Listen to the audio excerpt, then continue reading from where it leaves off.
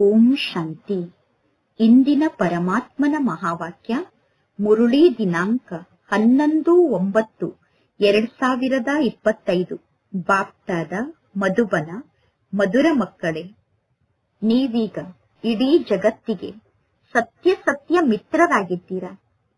ಈಗ ಯಾರ ಜೊತೆಗೂ ನಿಮಗೆ ಶತ್ರುತ್ವ ಇರಬಾರದು. ಇಂದಿನ ಪ್ರಶ್ನೆಯಾಗಿದೆ, ನೀವು ಆತ್ಮಿಕ ಮಿಲಿಟರಿಯವರಾಗಿದ್ದೀರಾ.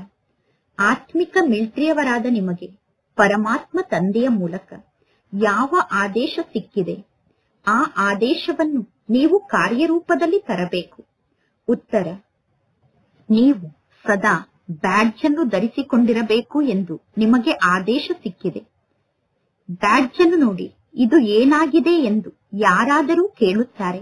ನೀವು ಯಾರಾಗಿದ್ದೀರಾ ಎಂದು ಯಾರಾದರೂ ನಿಮ್ಮನ್ನು ನೋಡಿ ಕೇಳುತ್ತಾರೆ. ಆಗ ನೀವು ಹೇಳಬೇಕು, ನಾವು ಇಡೀ ಜಗತ್ತಿನ ಕಾಮ ವಿಕಾರದ ಅಗ್ನಿಯನ್ನು ಆರಿಸುವಂತಹ ಫೈರ್ ಬ್ರಿಗೇಡ್ ಆಗಿದ್ದೇವೆ.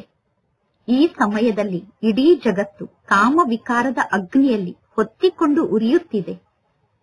ಈಗ ನೀವು ಪವಿತ್ರರಾಗಿ ಮತ್ತು ದೈವಿ ಗುಣವನ್ನು ಧಾರಣೆ ಮಾಡಿಕೊಳ್ಳಿ. ಆಗ ನಿಮ್ಮ ನೌಕೆ ಪಾರಾಗುತ್ತದೆ ಅನ್ನುವ ಸಂದೇಶವನ್ನು ನಾವು ಎಲ್ಲರಿಗೂ ನೀಡುತ್ತೇವೆ. ಓಂ ಶಾಂತಿ. ಮಧುರಾತಿ ಮಧುರ ಆತ್ಮಿಕ ಮಕ್ಕಳು, ಸಹಜ ರೂಪದಲ್ಲಿ ತಂದೆಯ ನೆನಪಿನಲ್ಲಿ ಕುಳಿತಿದ್ದೀರಾ. ಕೆಲವರಿಗೆ ಪರಮಾತ್ಮ ತಂದೆಯನ್ನು ನೆನಪು ಮಾಡುವುದು ಕಷ್ಟ ಎಂದು ಅನುಭವ ಆಗುತ್ತದೆ. ಯೋಗದಲ್ಲಿ ಕುಳಿತಾಗ ನಾವು ಟೈಟ್ ಆಗಿ ಕುಳಿತುಕೊಳ್ಳಬೇಕು ಅಥವಾ ಸ್ಟ್ರಿಕ್ಟ್ ಆಗಿ ಕುಳಿತುಕೊಳ್ಳಬೇಕು ಎಂದು ಬಹಳಷ್ಟು ಜನ ಮಕ್ಕಳು ಯೋಗದಲ್ಲಿ ಗೊಂದಲಕ್ಕೊಳಗಾಗುತ್ತಾರೆ. ಪರಮಾತ್ಮ ತಂದೆ ತಿಳಿಸುತ್ತಾರೆ, ಯೋಗದಲ್ಲಿ ಟೈಟ್ ಆಗಿ ಅಥವಾ ಸ್ಟ್ರಿಕ್ಟ್ ಆಗಿ ಕುಳಿತುಕೊಳ್ಳಬೇಕು ಅನ್ನುವ ಯಾವ ಮಾತು ಇಲ್ಲ. ನೀವು ಹೇಗೆ ಬೇಕಾದರೂ ಕುಳಿತುಕೊಳ್ಳಿ, ಆದರೆ ಕೇವಲ ಒಬ್ಬ ತಂದೆಯನ್ನು ನೆನಪು ಮಾಡಬೇಕು. ತಂದೆಯನ್ನು ನೆನಪು ಮಾಡುವ ಮಾತಿನಲ್ಲಿ ಯಾವ ಕಷ್ಟವೂ ಇಲ್ಲ. ಆ ಹಠಯೋಗಿಗಳು ಟೈಟ್ ಆಗಿ ಕುಳಿತುಕೊಳ್ಳುತ್ತಾರೆ. ಜಗತ್ತಿನಲ್ಲಿರುವ ಹಠಯೋಗಿಗಳು ಟೈಟ್ ಆಗಿ ಕುಳಿತುಕೊಳ್ಳುತ್ತಾರೆ. ಅಥವಾ ಹಠಯೋಗಿಗಳು ಒಂದೇ ಕಾಲಿನ ಮೇಲೆ ನಿಲ್ಲುತ್ತಾರೆ. ಅಂದರೆ ಹಠಯೋಗಿಗಳು ಒಂದು ಕಾಲಿನ ಮೇಲೆ ಇನ್ನೊಂದು ಕಾಲನ್ನು ಇಟ್ಟುಕೊಂಡು ನಿಲ್ಲುತ್ತಾರೆ. ಇಲ್ಲಿ ಪರಮಾತ್ಮ ತಂದೆ ತಿಳಿಸುತ್ತಾರೆ, ಮಕ್ಕಳೇ ಆರಾಮಾಗಿ ಕುಳಿತುಕೊಳ್ಳಿ. ಆರಾಮಾಗಿ ಕುಳಿತು ತಂದೆಯನ್ನು ನೆನಪು ಮಾಡಿ ಮತ್ತು 84 ಜನ್ಮದ ಚಕ್ರವನ್ನು ನೆನಪು ಮಾಡಿ. ಈ ನೆನಪು ಸಹಜವಾದ ನೆನಪಾಗಿದೆ. ಇಲ್ಲಿ ಕುಳಿತರು ನಿಂತರು ತಂದೆಯ ನೆನಪು ನಿಮ್ಮ ಬುದ್ಧಿಯಲ್ಲಿ ಇರಬೇಕು. ಹೇಗೆ ಸಣ್ಣ ಮಕ್ಕಳನ್ನು ನೋಡಿ, ಸಣ್ಣ ಮಕ್ಕಳು ತಮ್ಮ ತಂದೆಯ ಪಕ್ಕದಲ್ಲಿ ಕುಳಿತಿರುತ್ತಾರೆ. ತಂದೆಯ ಪಕ್ಕದಲ್ಲಿ ಕುಳಿತಿರುವ ಕಾರಣ ಮಕ್ಕಳ ಬುದ್ಧಿಯಲ್ಲಿ ತಂದೆ ತಾಯಿಯ ನೆನಪೇ ಇರುತ್ತದೆ. ನೀವೂ ಕೂಡ ಪರಮಾತ್ಮ ತಂದೆಗೆ ಮಕ್ಕಳಾಗಿದ್ದೀರಾ. ಅಂದ ಮೇಲೆ ಪರಮಾತ್ಮ ತಂದೆಯನ್ನು ನೆನಪು ಮಾಡುವುದು ಬಹಳ ಸಹಜ ಆಗಿದೆ. ನಾವು ಪರಮಾತ್ಮ ತಂದೆಗೆ ಮಕ್ಕಳಾಗಿದ್ದೇವೆ. ತಂದೆಯ ಮೂಲಕ ನಾವು ಆಸ್ತಿಯನ್ನು ಪಡೆದುಕೊಳ್ಳಬೇಕು. ಶರೀರ ನಿರ್ವಹಣೆಗೋಸ್ಕರ ಬಲೆ ನೀವು ಗೃಹಸ್ಥ ವ್ಯವಹಾರದಲ್ಲಿ ಇರಿ. ಕೇವಲ ಅನ್ಯರ ನೆನಪನ್ನು ಬುದ್ಧಿಯಿಂದ ತೆಗೆದುಹಾಕಿ. ಕೆಲವರು ಹನುಮಂತನನ್ನು ನೆನಪು ಮಾಡುತ್ತಿದ್ದರು, ಇನ್ನು ಕೆಲವರು ಯಾವುದೋ ಸಾಧು ಸಂತರನ್ನು ನೆನಪು ಮಾಡುತ್ತಿದ್ದರು. ಈಗ ಆ ಎಲ್ಲಾ ವ್ಯಕ್ತಿಗಳ ನೆನಪನ್ನು ತ್ಯಾಗ ಮಾಡಬೇಕು. ನೆನಪನ್ನಂತೂ ಮಾಡುತ್ತಾರೆ ತಾನೆ. ಪೂಜೆಗೋಸ್ಕರ ಪೂಜಾರಿಗಳು ಮಂದಿರಕ್ಕೆ ಹೋಗಬೇಕಾಗುತ್ತದೆ. ಅಂದರೆ ಪೂಜೆಯನ್ನು ಮಾಡಲು ಪೂಜಾರಿಗಳು ಮಂದಿರಕ್ಕೆ ಹೋಗಬೇಕಾಗುತ್ತದೆ. ಇಲ್ಲಿ ನೀವು ಎಲ್ಲಿಗೂ ಹೋಗುವ ಅವಶ್ಯಕತೆ ಇಲ್ಲ. ಯಾರೇ ಸಿಕ್ಕರೂ ನೀವು ತಿಳಿಸಬೇಕು. ಶಿವ ತಂದೆ ತಿಳಿಸುತ್ತಾರೆ, ತಂದೆಯಾದ ನನ್ನೊಬ್ಬನನ್ನೇ ನೀವು ನೆನಪು ಮಾಡಿ. ಶಿವ ತಂದೆಯಂತೂ ಅವಶ್ಯವಾಗಿ ನಿರಾಕಾರ ತಂದೆ ಆಗಿದ್ದಾರೆ. ಅಂದ ಮೇಲೆ ಆ ನಿರಾಕಾರ ತಂದೆ ಅವಶ್ಯವಾಗಿ ಸಾಕಾರ ಜಗತ್ತಿಗೆ ಬಂದು ತಿಳಿಸುತ್ತಾರೆ, ತಂದೆಯಾದ ನನ್ನೊಬ್ಬನನ್ನೇ ನೀವು ನೆನಪು ಮಾಡಿ. ನಾನು ಪತಿತ ಪಾವನ ಆಗಿದ್ದೇನೆ. ಪತಿತ ಪಾವನ ಅನ್ನುವ ಶಬ್ದ ಸರಿಯಾದ ಶಬ್ದ ಆಗಿದೆ. ಪರಮಾತ್ಮ ತಂದೆ ತಿಳಿಸುತ್ತಾರೆ, ತಂದೆಯಾದ ನನ್ನನ್ನು ನೀವು ನೆನಪು ಮಾಡಿ. ನೀವೆಲ್ಲರೂ ಪತಿತರಾಗಿದ್ದೀರಾ. ಈ ಜಗತ್ತು ಪತಿತ ಜಗತ್ತಾಗಿದೆ, ತಮೋ ಪ್ರಧಾನ ಜಗತ್ತಾಗಿದೆ. ಆದ್ದರಿಂದ ಪರಮಾತ್ಮ ತಂದೆ ತಿಳಿಸುತ್ತಾರೆ, ನೀವೀಗ ಯಾವ ದೇಹದಾರಿಯನ್ನೂ ನೆನಪು ಮಾಡಬೇಡಿ. ಯಾವ ದೇಹದಾರಿಯನ್ನೂ ನೆನಪು ಮಾಡಬೇಡಿ ಅನ್ನುವುದು ಒಳ್ಳೆಯ ಮಾತಾಗಿದೆ ತಾನೆ. ಇಲ್ಲಿ ಯಾವುದೇ ಗುರುಗಳು ಮುಂತಾದವರ ಮಹಿಮೆಯನ್ನು ಮಾಡುವುದಿಲ್ಲ. ಪರಮಾತ್ಮ ತಂದೆ ಕೇವಲ ತಂದೆಯಾದ ನನ್ನನ್ನು ನೀವು ನೆನಪು ಮಾಡಿ, ಆಗ ನಿಮ್ಮ ಪಾಪ ನಾಶ ಆಗುತ್ತದೆ ಎಂದು ಹೇಳುತ್ತಾರೆ. ಇದು ಯೋಗ ಬಲ ಆಗಿದೆ ಅಥವಾ ಯೋಗದ ಅಗ್ನಿ ಆಗಿದೆ. ಬೇಹದ್ದಿನ ತಂದೆ ಸತ್ಯವನ್ನೇ ಹೇಳುತ್ತಾರೆ ತಾನೆ. ಗೀತೆಯ ಭಗವಂತ ನಿರಾಕಾರ ತಂದೆಯಾಗಿದ್ದಾರೆ. ಇಲ್ಲಿ ಶ್ರೀಕೃಷ್ಣನ ಮಾತಂತೂ ಇಲ್ಲ. ಭಗವಂತ ತಂದೆ ತಿಳಿಸುತ್ತಾರೆ, ಕೇವಲ ತಂದೆಯಾದ ನನ್ನನ್ನು ನೀವು ನೆನಪು ಮಾಡಿ. ತಂದೆಯನ್ನು ನೆನಪು ಮಾಡುವುದನ್ನು ಬಿಟ್ಟು ಇಲ್ಲಿ ಬೇರೆ ಯಾವ ಉಪಾಯವೂ ಇಲ್ಲ. ಪಾವನರಾಗುವುದರಿಂದ ನೀವು ಶ್ರೇಷ್ಠ ಪದವಿಯನ್ನು ಪಡೆದುಕೊಳ್ಳುತ್ತೀರಾ. ಒಂದು ವೇಳೆ ನೀವು ಪಾವನರಾಗದೇ ಇದ್ದರೆ ನಿಮ್ಮ ಪದವಿ ಕಡಿಮೆ ಆಗುತ್ತದೆ, ಅಂದರೆ ಕಡಿಮೆ ಪದವಿಯನ್ನು ಪಡೆದುಕೊಳ್ಳುತ್ತೀರಾ. ನಾವೀಗ ನಿಮಗೆ ಪರಮಾತ್ಮ ತಂದೆಯ ಸಂದೇಶವನ್ನು ತಿಳಿಸುತ್ತೇನೆ. ನಾನು ಸಂದೇಶಿಯಾಗಿದ್ದೇನೆ ಎಂದು ಹೇಳಬೇಕು. ಇಲ್ಲಿ ಜ್ಞಾನವನ್ನು ತಿಳಿಸುವ ಮಾತಿನಲ್ಲಿ ಯಾವ ಕಷ್ಟವೂ ಇಲ್ಲ. ಮಾತೆಯರು, ಅಬಲೆಯರು, ಕುಬ್ಜೆಯರೂ ಕೂಡ ಇಲ್ಲಿ ಶ್ರೇಷ್ಠ ಪದವಿಯನ್ನು ಪಡೆದುಕೊಳ್ಳಬಹುದು. ಬಲೆ, ಇಲ್ಲಿ ತಂದೆಯ ಬಳಿ ಕೆಲವು ಮಕ್ಕಳು ಮಧುಬನದಲ್ಲೇ ಇರುತ್ತಾರೆ. ಬಲೆ, ನೀವು ಗೃಹಸ್ಥ ವ್ಯವಹಾರದಲ್ಲಿ ಇರುವಂತವರಾಗಿರಬಹುದು. ಎಂದೂ ಈ ರೀತಿ ತಿಳಿದುಕೊಳ್ಳಬೇಡಿ. ಯಾರು ಇಲ್ಲಿ ಪರಮಾತ್ಮ ತಂದೆಯ ಸಮ್ಮುಖದಲ್ಲಿ ತಂದೆಯ ಬಳಿ ಇದ್ದಾರೋ ಅವರು ತಂದೆಯನ್ನು ಜಾಸ್ತಿ ನೆನಪು ಮಾಡಲು ಸಾಧ್ಯ ಎಂದು ತಿಳಿದುಕೊಳ್ಳಬೇಡಿ. ಪರಮಾತ್ಮ ತಂದೆ ತಿಳಿಸುತ್ತಾರೆ, ಹೊರಗಡೆ ಜಗತ್ತಿನಲ್ಲಿ ಇರುವಂತವರೂ ಕೂಡ ಪರಮಾತ್ಮ ತಂದೆಯನ್ನು ಬಹಳಷ್ಟು ನೆನಪು ಮಾಡಬಹುದು. ಹೊರಗಡೆ ಜಗತ್ತಿನಲ್ಲಿ ಇರುವಂತವರೂ ಕೂಡ ಬಹಳಷ್ಟು ಸೇವೆಯನ್ನು ಮಾಡಬಹುದು. ನೀವು ಪರಮಾತ್ಮ ತಂದೆಯ ಮೂಲಕ ರಿಫ್ರೆಶ್ ಆಗುವುದಕ್ಕೋಸ್ಕರ ಮಧುಬನಕ್ಕೆ ಬರುತ್ತೀರಾ. ಇಲ್ಲಿ ತಂದೆಯ ಮೂಲಕ ರಿಫ್ರೆಶ್ ಆಗಿ ವಾಪಸ್ ಹೋಗುತ್ತೀರಾ. ಅಂದ ಮೇಲೆ ಆಂತರ್ಯದಲ್ಲಿ ಎಷ್ಟೊಂದು ಖುಷಿ ಇರಬೇಕು. ಈ ಚೀಚಿ ಜಗತ್ತಿನಲ್ಲಿ ಇನ್ನು ಕೆಲವು ದಿನ ಮಾತ್ರ ಉಳಿದಿದೆ. ನಂತರ ನಾವು ಶ್ರೀಕೃಷ್ಣಪುರಿಗೆ ಹೋಗುತ್ತೇವೆ. ಶ್ರೀಕೃಷ್ಣನ ಮಂದಿರಕ್ಕೆ ಸುಖಧಾಮ ಎಂದು ಕರೆಯಲಾಗುತ್ತದೆ. ಅಂದ ಮೇಲೆ ಮಕ್ಕಳಿಗೆ ಅಪಾರ ಖುಷಿ ಇರಬೇಕು. ನಾವೀಗ ಬೇಹದ್ದಿನ ತಂದೆಗೆ ಮಕ್ಕಳಾಗಿದ್ದೇವೆ. ಪರಮಾತ್ಮ ತಂದೆ ನಿಮ್ಮನ್ನು ಸ್ವರ್ಗಕ್ಕೆ ಮಾಲೀಕರನ್ನಾಗಿ ಮಾಡಿದ್ದರು. ನೀವು ಕೂಡ ಹೇಳುತ್ತೀರಾ, ಬಾಬಾ 5000 ವರ್ಷದ ಮೊದಲೂ ಕೂಡ ನಾನು ನಿಮ್ಮ ಜೊತೆಗೆ ಮಿಲನವನ್ನು ಮಾಡಿದ್ದೆ. ಪುನಃ ನಾನು ನಿಮ್ಮ ಜೊತೆಗೆ ಮಿಲನವನ್ನು ಮಾಡುತ್ತೇನೆ. ಈಗ ಪರಮಾತ್ಮ ತಂದೆಯನ್ನು ನೆನಪು ಮಾಡುವುದರಿಂದ ಮಾಯೆಯ ಮೇಲೆ ವಿಜಯವನ್ನು ಪಡೆದುಕೊಳ್ಳುತ್ತೀರಾ. ಈಗ ತಂದೆಯನ್ನು ನೆನಪು ಮಾಡಿ ಮಾಯೆಯ ಮೇಲೆ ವಿಜಯವನ್ನು ಪಡೆದುಕೊಳ್ಳಬೇಕು. ಈಗ ಈ ದುಃಖಧಾಮದಲ್ಲಂತೂ ನಾವು ಇರಬಾರದು. ನೀವು ಸುಖಧಾಮಕ್ಕೆ ಹೋಗುವುದಕ್ಕೋಸ್ಕರ ಈ ಶಿಕ್ಷಣವನ್ನು ಕಲಿಯುತ್ತಿದ್ದೀರಾ. ಎಲ್ಲರೂ ಲೆಕ್ಕಾಚಾರವನ್ನು ಚುಕ್ತ ಮಾಡಿಕೊಂಡು ವಾಪಸ್ ಮನೆಗೆ ಹೋಗಬೇಕು. ಹೊಸ ಜಗತ್ತನ್ನು ಸ್ಥಾಪನೆ ಮಾಡುವುದಕ್ಕೋಸ್ಕರ ನಾನು ಬಂದಿದ್ದೇನೆ. ಇನ್ನು ಉಳಿದ ಎಲ್ಲಾ ಆತ್ಮರು ಮುಕ್ತಿಧಾಮಕ್ಕೆ ವಾಪಸ್ ಹೋಗುತ್ತಾರೆ. ಪರಮಾತ್ಮ ತಂದೆ ತಿಳಿಸುತ್ತಾರೆ, ನಾನು ಕಾಲರಿಗೆ ಕಾಲ ಆಗಿದ್ದೇನೆ. ಎಲ್ಲರನ್ನೂ ಶರೀರದಿಂದ ಮುಕ್ತ ಮಾಡಿ ಆತ್ಮರನ್ನು ವಾಪಸ್ ಮನೆಗೆ ಕರೆದುಕೊಂಡು ಹೋಗುತ್ತೇನೆ. ಎಲ್ಲರೂ ಹೇಳುತ್ತಾರೆ, ನಾವು ಬೇಗ ಮನೆಗೆ ಹೋಗಬೇಕು. ನಾವು ಈ ಜಗತ್ತಿನಲ್ಲಿ ಇರಬಾರದು. ಇದಂತೂ ಹಳೆಯ ಜಗತ್ತಾಗಿದೆ ಮತ್ತು ಈ ಶರೀರ ಹಳೆಯ ಶರೀರ ಆಗಿದೆ. ಈಗ ಪರಮಾತ್ಮ ತಂದೆ ತಿಳಿಸುತ್ತಾರೆ, ನಾನು ಎಲ್ಲರನ್ನೂ ವಾಪಸ್ ಮನೆಗೆ ಕರೆದುಕೊಂಡು ಹೋಗುತ್ತೇನೆ. ಯಾರನ್ನೂ ಕೂಡ ಬಿಟ್ಟು ಹೋಗುವುದಿಲ್ಲ. ಹೇ ಪತಿತ ಪಾವನ ಬನ್ನಿ ಎಂದು ನೀವೆಲ್ಲರೂ ತಂದೆಯನ್ನು ಕೂಗಿ ಕರೆದಿದ್ದೀರಾ. ಬಲೆ, ತಂದೆಯನ್ನು ನೆನಪು ಮಾಡುತ್ತಿರುತ್ತಾರೆ. ಆದರೆ ಏಕೆ ತಂದೆಯನ್ನು ನೆನಪು ಮಾಡುತ್ತೇವೆ ಅನ್ನುವ ಮಾತಿನ ಅರ್ಥ ಜನರಿಗೆ ಗೊತ್ತಿಲ್ಲ. ಪತಿತ ಪಾವನ ಎಂದು ಎಷ್ಟೊಂದು ಕೂಗಿ ಕರೆಯುತ್ತಿರುತ್ತಾರೆ. ಪುನಃ ಹೇಳುತ್ತಾರೆ, ರಘುಪತಿ ರಾಘವ ರಾಜಾರಾಮ್ ಎಂದು. ಈಗ ಶಿವ ತಂದೆಯಂತೂ ರಾಜ ಆಗುವುದಿಲ್ಲ. ಶಿವ ತಂದೆ ರಾಜ್ಯವನ್ನು ಆಳುವುದಿಲ್ಲ. ಶಿವ ತಂದೆಗೆ ರಾಜಾರಾಮ್ ಎಂದು ಕರೆಯುವುದು ತಪ್ಪಾಗಿ ಬಿಡುತ್ತದೆ. ಯಾವಾಗ ಮಾಲೆಯನ್ನು ಜಪ ಮಾಡುತ್ತಾರೋ ಆಗ ರಾಮ ರಾಮ ಎಂದು ಹೇಳುತ್ತಾರೆ. ರಾಮ ರಾಮ ಎಂದು ಹೇಳಿದಾಗ ಭಗವಂತ ತಂದೆಯ ನೆನಪು ಬರುತ್ತದೆ. ಭಗವಂತ ತಂದೆಯಂತೂ ಶಿವ ತಂದೆ ಆಗಿದ್ದಾರೆ. ಮನುಷ್ಯರಿಗೆ ಅನೇಕ ಹೆಸರನ್ನು ಇಡಲಾಗಿದೆ. ಶ್ರೀಕೃಷ್ಣನಿಗೆ ಶ್ಯಾಮ ಸುಂದರ, ವೈಕುಂಠನಾಥ, ಬೆಣ್ಣೆಯ ಕಳ್ಳ ಮುಂತಾದ ಅನೇಕ ಹೆಸರನ್ನು ಇಡುತ್ತಾರೆ. ಈಗ ನೀವು ಶ್ರೀಕೃಷ್ಣನಿಗೆ ಬೆಣ್ಣೆಯ ಕಳ್ಳ ಎಂದು ಕರೆಯುತ್ತೀರೇನು? ಖಂಡಿತವಾಗಿಯೂ ಕರೆಯುವುದಿಲ್ಲ. ಈಗ ನಿಮಗೆ ಗೊತ್ತಿದೆ, ಭಗವಂತ ತಂದೆ ಕೇವಲ ಒಬ್ಬ ನಿರಾಕಾರ ತಂದೆಯಾಗಿದ್ದಾರೆ. ಯಾವ ದೇಹಧಾರಿಗಳಿಗೂ ಕೂಡ ಭಗವಂತ ಎಂದು ಕರೆಯಲು ಸಾಧ್ಯ ಇಲ್ಲ. ಬ್ರಹ್ಮ, ವಿಷ್ಣು, ಶಂಕರರಿಗೂ ಕೂಡ ಭಗವಂತ ಎಂದು ಕರೆಯಲು ಸಾಧ್ಯ ಇಲ್ಲ. ಅಂದ ಮೇಲೆ ಪುನಃ ಮನುಷ್ಯರು ಸ್ವಯಂವನ್ನು ಭಗವಂತ ಎಂದು ಹೇಗೆ ಹೇಳಿಕೊಳ್ಳಲು ಸಾಧ್ಯ? ವೈಜಯಂತಿ ಮಾಲೆ ಅಂದರೆ ಕೇವಲ 108 ಮಣಿಗಳ ಮಾಲೆಯಾಗಿದೆ ಎಂದು ಗಾಯನವನ್ನು ಮಾಡಲಾಗುತ್ತದೆ. ಶಿವ ತಂದೆ ಸ್ವರ್ಗವನ್ನು ಸ್ಥಾಪನೆ ಮಾಡಿದ್ದರು. ಆ ಸ್ವರ್ಗಕ್ಕೆ ಈ ಲಕ್ಷ್ಮೀ ನಾರಾಯಣರು ಮಾಲೀಕರಾಗಿದ್ದಾರೆ.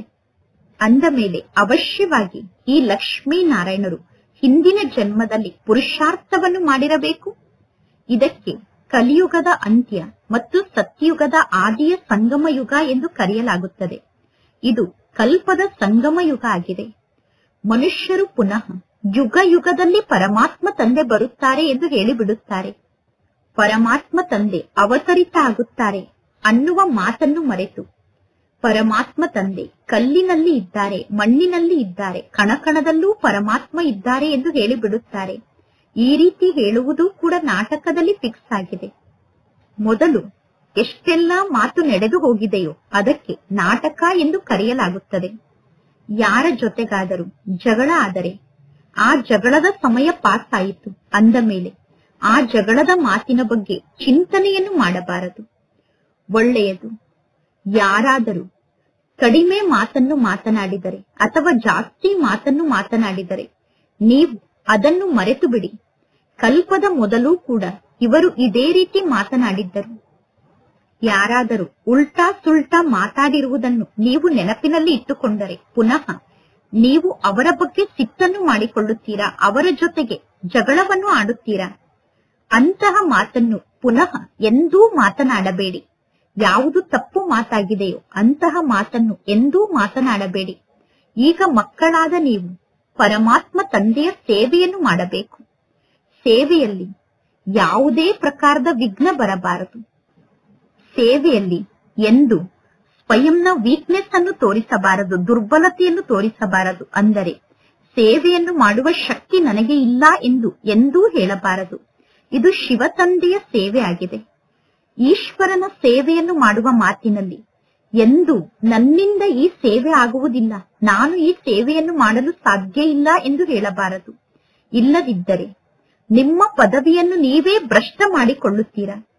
ಪರಮಾತ್ಮ ತಂದೆಗೆ ಸಹಯೋಗಿಗಳಾಗಿದ್ದೀರಾ ಅಂದ ಮೇಲೆ ಪರಮಾತ್ಮ ತಂದೆಗೆ ಸಂಪೂರ್ಣ ಸಹಯೋಗವನ್ನು ನೀಡಬೇಕು. ಪರಮಾತ್ಮ ತಂದೆಯ ಸೇವೆಯನ್ನು ಮಾಡುವ ಮಾತಿನಲ್ಲಿ ಸ್ವಲ್ಪ ಕೂಡ ತಂದೆಗೆ ಮೋಸವನ್ನು ಮಾಡಬಾರದು. ಎಲ್ಲರಿಗೂ ತಂದೆಯ ಸಂದೇಶವನ್ನು ತಲುಪಿಸಬೇಕು. ಪರಮಾತ್ಮ ತಂದೆ ತಿಳಿಸುತ್ತಾರೆ, ಮ್ಯೂಸಿಯಂಗೆ ಎಂತಹ ಹೆಸರನ್ನು ಇಡಬೇಕು ಅಂದರೆ ಆ ಹೆಸರನ್ನು ನೋಡಿ ಮನುಷ್ಯರು ಒಳಗಡೆ ಬರಬೇಕು ಮತ್ತು ಬಂದು ಜ್ಞಾನವನ್ನು ಅರ್ಥ ಮಾಡಿಕೊಳ್ಳಬೇಕು. ಏಕೆಂದರೆ ಇದು ಸಂಪೂರ್ಣ ಹೊಸ ಮಾತಾಗಿದೆ. ಮನುಷ್ಯರು ಹೊಸ ಮಾತನ್ನು ನೋಡಿ ಒಳಗಡೆ ಬರುತ್ತಾರೆ. ಮ್ಯೂಸಿಯಂನ ಹೊರಗಡೆ ಅಂತಹ ಹೊಸ ಹೆಸರನ್ನು ಬರೆದಿದ್ದರೆ ಆ ಹೊಸ ಹೆಸರನ್ನು ನೋಡಿ ಮನುಷ್ಯರು ಒಳಗಡೆ ಬರುತ್ತಾರೆ. ವರ್ತಮಾನ ಸಮಯದಲ್ಲಿ ವಿದೇಶದಿಂದ ಕೂಡ ಅನೇಕರು ಬರುತ್ತಾರೆ.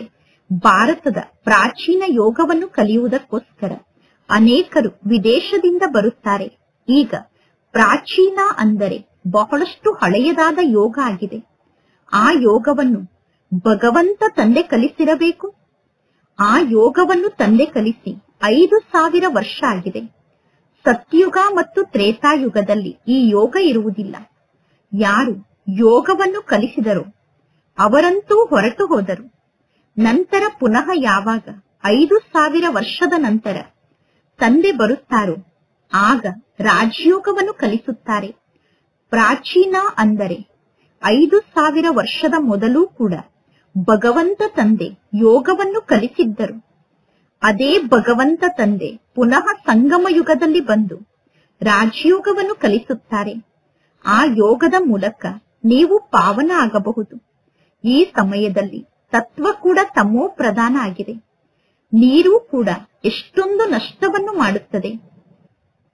ಬಹಳಷ್ಟು ತೊಂದರೆಗಳು ಬರುತ್ತಿರುತ್ತದೆ. ಅಂದರೆ ಪ್ರಕೃತಿಯ ಮೂಲಕ ಉಪದ್ರವ ನಡೆಯುತ್ತಿರುತ್ತದೆ. ಈ ಹಳೆಯ ಜಗತ್ತಿನಲ್ಲಿ ಬಹಳಷ್ಟು ತೊಂದರೆಗಳು ಬರುತ್ತದೆ. ಸತ್ಯಯುಗದಲ್ಲಿ ಇಂತಹ ತೊಂದರೆ ಅಥವಾ ಉಪದ್ರವದ ಮಾತೇ ಇರುವುದಿಲ್ಲ. ಸತ್ಯಯುಗದಲ್ಲಿ ಪ್ರಕೃತಿ ದಾಸಿಯಾಗಿ ಬಿಡುತ್ತದೆ.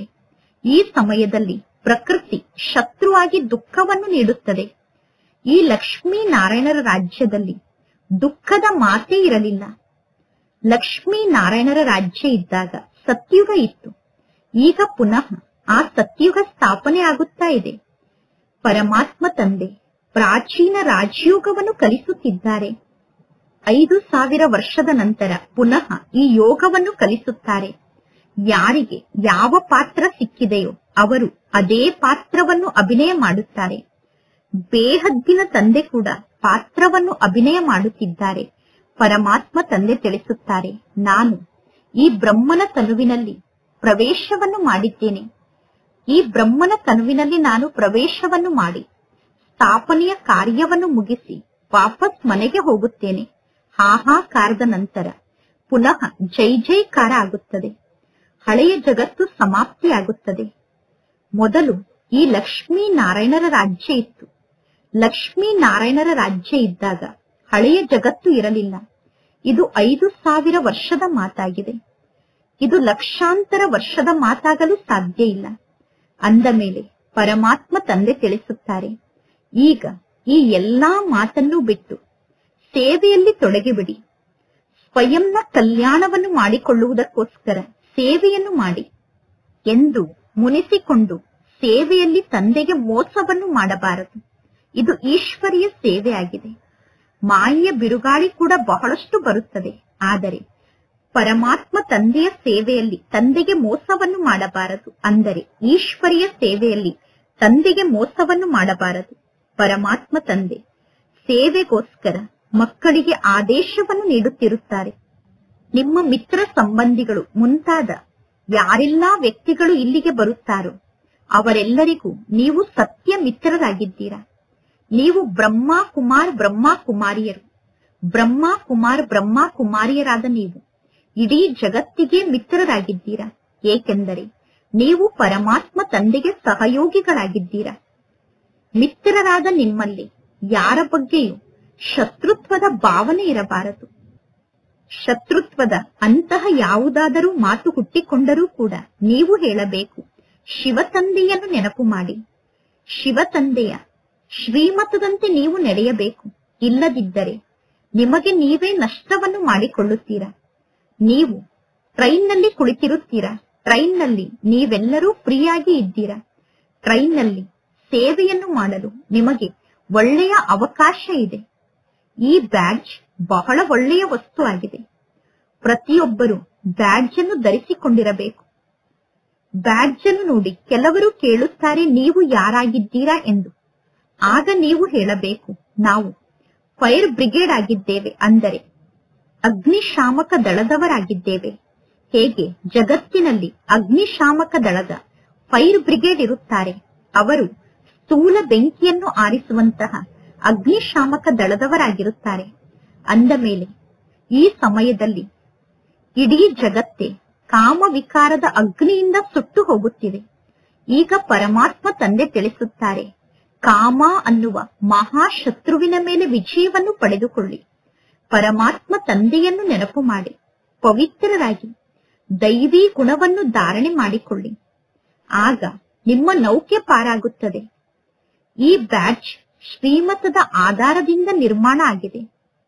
ಬಹಳಷ್ಟು ಕಡಿಮೆ ಮಕ್ಕಳು ಬ್ಯಾಡ್ಜ್ನ ಮೂಲಕ ಸೇವೆಯನ್ನು ಮಾಡುತ್ತಾರೆ.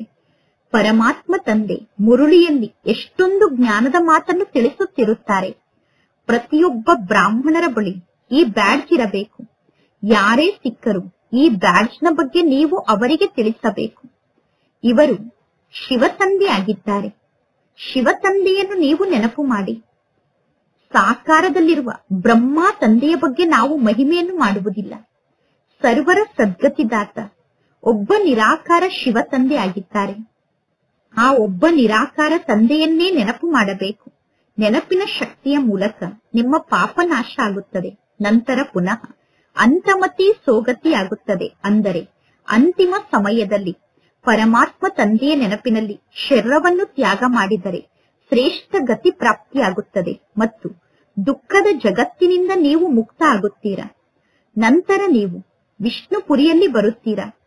ಇದು ಬಹಳ ದೊಡ್ಡ ಖುಷಿಯ ಸಮಾಚಾರ ಆಗಿದೆ. ನೀವು ಎಲ್ಲರಿಗೂ ಲಿಟರೇಚರ್ ಅನ್ನು ಕೊಡಬಹುದು. ನೀವು ಹೇಳಬೇಕು, ಬಡವರಿಗೆ ನಾವು ಫ್ರೀಯಾಗಿ ಲಿಟರೇಚರ್ ಅನ್ನು ಕೊಡುತ್ತೇವೆ. ಶ್ರೀಮಂತರ ಬಳಿ ಹಣ ಇದೆ ಅಂದ ಮೇಲೆ ಶ್ರೀಮಂತರು ಈ ಲಿಟರೇಚರ್ಗೆ ಹಣವನ್ನು ಕೊಡಬೇಕು. ಏಕೆಂದರೆ ಈ ಲಿಟರೇಚರ್ ಅನ್ನು ಬಹಳಷ್ಟು ಪ್ರಿಂಟ್ ಮಾಡಿಸಬೇಕಾಗುತ್ತದೆ. ಈ ಲಿಟರೇಚರ್ ಎಂತಹ ವಸ್ತು ಆಗಿದೆ ಅಂದರೆ ಈ ಲಿಟರೇಚರ್ನ ಮೂಲಕ ನೀವು ಬಡವರಿಂದ ವಿಶ್ವಕ್ಕೆ ಮಾಲೀಕರಾಗಬಹುದು. ತಿಳುವಳಿಕೆಯಂತೂ ಪ್ರಾಪ್ತಿಯಾಗುತ್ತಿರುತ್ತದೆ. ಯಾವುದೇ ಧರ್ಮದ ಆತ್ಮರಾಗಿರಬಹುದು. ಅವರಿಗೆ ನೀವು ತಿಳಿಸಬೇಕು, ವಾಸ್ತವದಲ್ಲಿ ನೀವು ಆತ್ಮ ಆಗಿದ್ದೀರಾ. ಸ್ವಯಂ ಅನ್ನು ಆತ್ಮ ಎಂದು ತಿಳಿದುಕೊಂಡು ಪರಮಾತ್ಮ ತಂದೆಯನ್ನು ನೆನಪು ಮಾಡಿ. ಈಗ ವಿನಾಶ ಸಮ್ಮುಖದಲ್ಲೇ ನಿಂತಿದೆ. ಈಗ ಈ ಜಗತ್ತು ಪರಿವರ್ತನೆ ಆಗುತ್ತದೆ. ಶಿವ ತಂದೆಯನ್ನು ನೀವು ನೆನಪು ಮಾಡಿದರೆ ನೀವು ವಿಷ್ಣುಪುರಿಗೆ ಹೋಗಬಹುದು. ನೀವೀಗ ಎಲ್ಲರಿಗೂ ತಿಳಿಸಬೇಕು, ನಾವು ನಿಮಗೆ ಕೋಟಿ ರೂಪಾಯಿಯ ವಸ್ತುವನ್ನು ನೀಡುತ್ತೇವೆ, ಪದುಮದಷ್ಟು ಬೆಲೆ ಬಾಳುವಂತಹ ವಸ್ತುವನ್ನು ನೀಡುತ್ತೇವೆ. ಪರಮಾತ್ಮ ತಂದೆ ಈ ಬ್ಯಾಡ್ಜ್ನ ಮೂಲಕ ಸೇವೆಯನ್ನು ಮಾಡಿ ಎಂದು ಮಕ್ಕಳಿಗೆ ಎಷ್ಟೊಂದು ತಿಳಿಸುತ್ತಾರೆ. ಆದರೆ ಮಕ್ಕಳು ಬ್ಯಾಡ್ಜ್ ಅನ್ನು ಧರಿಸಿಕೊಳ್ಳುವುದೇ ಇಲ್ಲ. ಬ್ಯಾಡ್ಜ್ ಅನ್ನು ಧರಿಸಿಕೊಳ್ಳಲು ಮಕ್ಕಳಿಗೆ ನಾಚಿಕೆ ಆಗುತ್ತದೆ.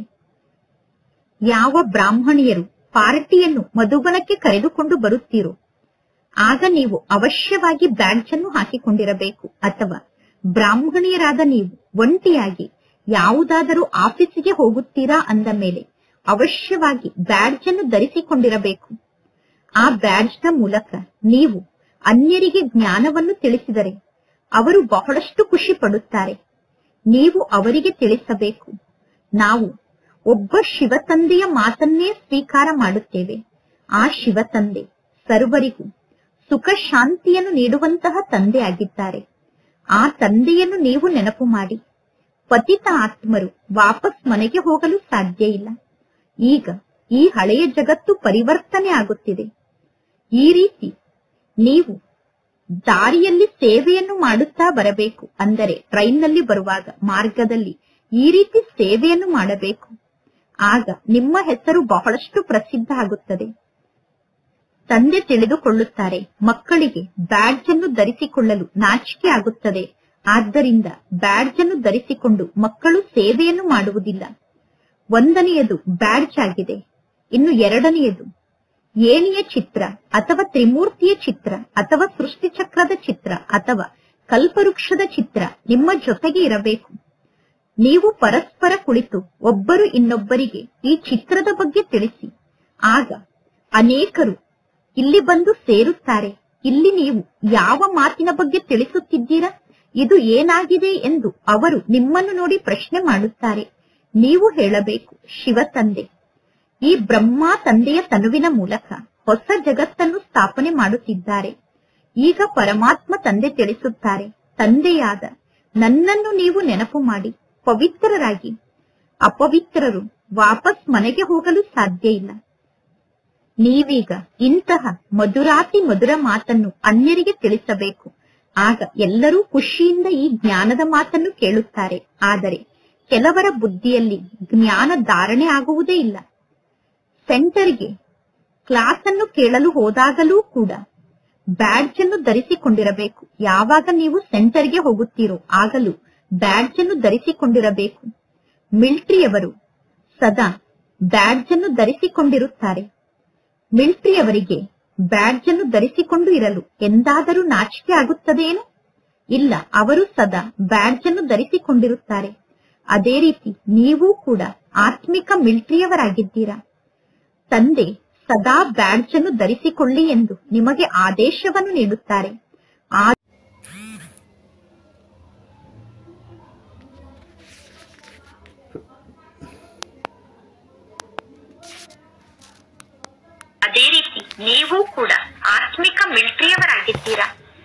ತಂದೆ ಸದಾ ಬ್ಯಾಡ್ಜ್ ಅನ್ನು ಧರಿಸಿಕೊಳ್ಳಿ ಎಂದು ನಿಮಗೆ ಆದೇಶವನ್ನು ನೀಡುತ್ತಾರೆ.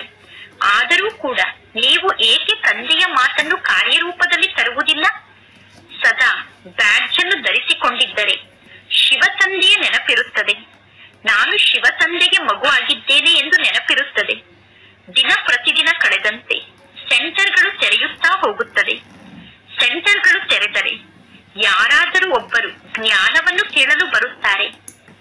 ಅವರು ಹೇಳುತ್ತಾರೆ, ಇಂತಹ ನಗರದಲ್ಲಿ ನಿಮ್ಮ ಬ್ರಾಂಚ್ ಇಲ್ಲ. ನೀವು ಅವರಿಗೆ ಹೇಳಬೇಕು.